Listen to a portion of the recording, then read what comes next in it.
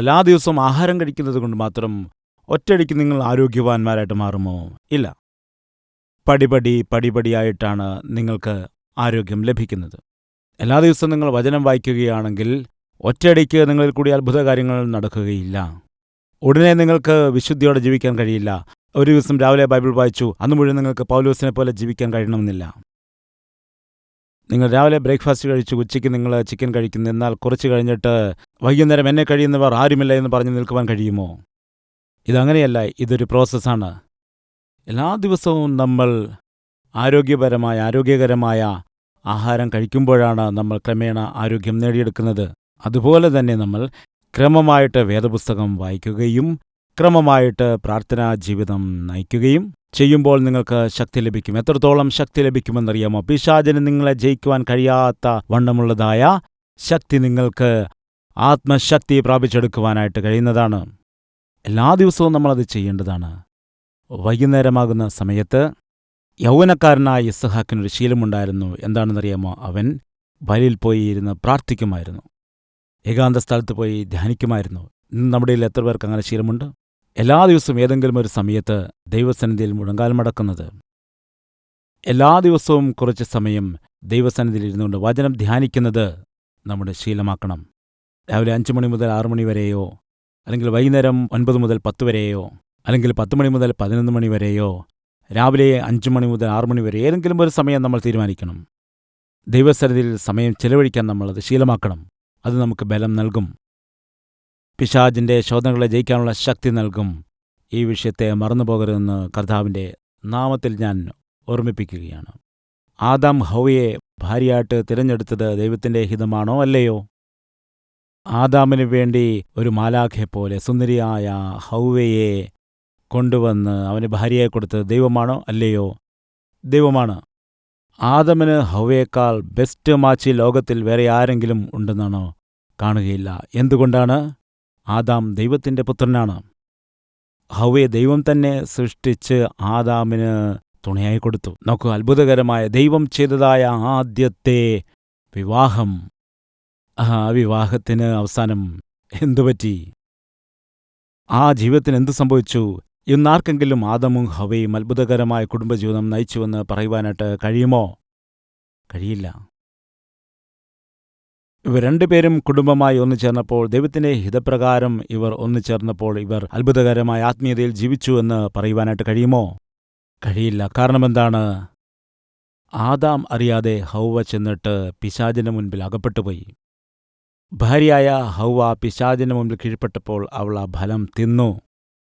അരുതെന്ന് കൽപ്പിച്ചതായ പഴം ഭക്ഷിച്ച ശേഷം ഹൗവ എന്തു ചെയ്തു? തൻ്റെ ഭർത്താവിനും അത് കൊടുത്ത് അവനും തിന്നു. ചില സന്ദർഭങ്ങളിൽ പടകിൽ യാത്ര ചെയ്ത ആളുകളിൽ പടകിൽ വെള്ളം കയറിയിട്ട് എല്ലാവരും മുങ്ങി മരിച്ചു എന്നുള്ളതായ വാർത്തകൾ നമ്മൾ കേട്ടിട്ടുള്ളതല്ലേ? അതിൻ്റെ പ്രധാന കാരണം എന്താണെന്ന് നിങ്ങൾക്കറിയാമോ? നിങ്ങൾ തോണിയിൽ യാത്ര ചെയ്യുമ്പോൾ ശ്രദ്ധിക്കണം. ആ തോണിക്കും വെള്ളത്തിനും മധ്യയിൽ ഇത്രയും ഗ്യാപ്പേ ഉള്ളൂ. അത്രത്തോളം തോണി വെള്ളത്തിൽ മുങ്ങിയാണ് പോകുന്നത്. കുറച്ച് മാത്രം, ഒരു 5 or 6 ഇഞ്ച് മാത്രമായിരിക്കും ഗ്യാപ്പ് വെള്ളത്തിനും തോണിയുടെ വക്കിനുമുള്ളത്. ആ മൂലയിൽ വശത്തിരുന്നതായ ഒരു വ്യക്തി വശത്തേക്ക് നോക്കിയപ്പോൾ എന്ത് സംഭവിച്ചു? അയ്യോ, ഇപ്പോൾ വെള്ളം മുങ്ങാൻ പോകും എന്ന് പറഞ്ഞൊന്ന് ഞെട്ടുകയാണെങ്കിൽ, ഒന്ന് ചരിയുകയാണെങ്കിൽ എന്ത് സംഭവിക്കും?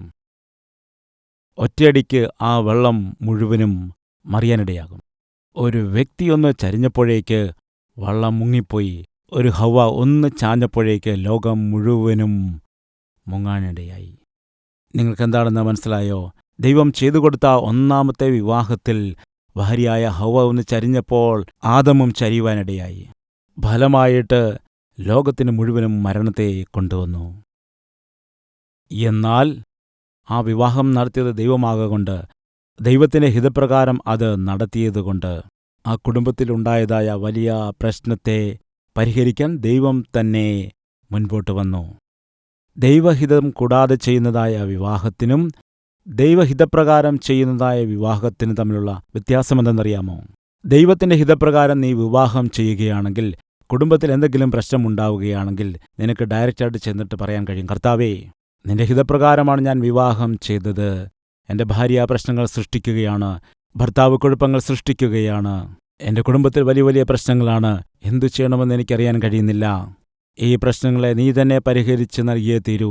എന്തുകൊണ്ടെന്നാൽ ഈ വിവാഹം നടത്തി തന്നത് നീയാകൊണ്ട്. ഇങ്ങനെ ദൈവസന്നിധിയിൽ ചോദിക്കുമ്പോൾ നിശ്ചയമായിട്ടും ദൈവം അതിൻ്റെ ഉത്തരവാദിത്വം ഏറ്റെടുക്കും. കാരണം ദൈവഹിതപ്രകാരം ചെയ്തതായ വിവാഹമാകൊണ്ട്. ഇസഹാക്കിന് 40 വയസ്സുണ്ടായിരുന്നപ്പോഴാണ് റിബെക്കയെ വിവാഹം കഴിച്ചത്. എന്നാൽ വിചിത്രമെന്താണ്?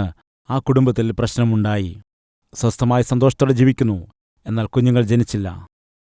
അങ്ങനെയുള്ള ആളുകൾ ഇവിടെയുണ്ടോ? എല്ലാം നന്നായി പോകുന്നു, സുഖമായി ജീവിക്കുന്നു, എന്നാൽ ഏതോ ഒരു പ്രശ്നം, ഏതോ ഒരു തടസ്സം, ഏതോ ഒരു രോഗം, ഏതോ ഒരു സാമ്പത്തികമായ ബുദ്ധിമുട്ട്, ഞെരുക്കം, അല്ലെങ്കിൽ കുഞ്ഞുങ്ങളില്ലാത്തതായുള്ള ഭാരം ഇസഹാക്കിൻ്റെ കുടുംബത്തിൽ പ്രശ്നങ്ങളിൽ കൂടി പോവുകയാണ്. അങ്ങനെ പ്രശ്നമുണ്ടായപ്പോൾ ഇസഹാക്ക് വഴക്കുണ്ടാക്കിയില്ല. എന്തു ചെയ്തു? പ്രാർത്ഥിച്ചു. നിങ്ങളുടെ കുടുംബത്തിൽ പ്രശ്നങ്ങളുണ്ടോ? നിങ്ങളുടെ ജീവിതത്തിൽ പ്രശ്നങ്ങളുണ്ടോ? നിന്റെ ജോലിയിൽ, വ്യാപാരത്തിൽ എന്തെങ്കിലും പ്രശ്നങ്ങളുണ്ടോ? നിങ്ങൾ ഭാരപ്പെടേണ്ട. എന്തു ചെയ്യണം? പ്രാർത്ഥന ചെയ്യുക. എന്തുകൊണ്ടെന്നാൽ വിവാഹ വ്യവസ്ഥ ആരംഭിച്ചത് ദൈവമാണ്. കുടുംബ വ്യവസ്ഥ ആരംഭിച്ചത് ദൈവമാണ്. അതുകൊണ്ട് അവിടെ എന്തെങ്കിലും പ്രശ്നങ്ങളുണ്ടായാൽ പരിഹരിക്കാൻ കഴിയുന്നവനും ദൈവമാണ്.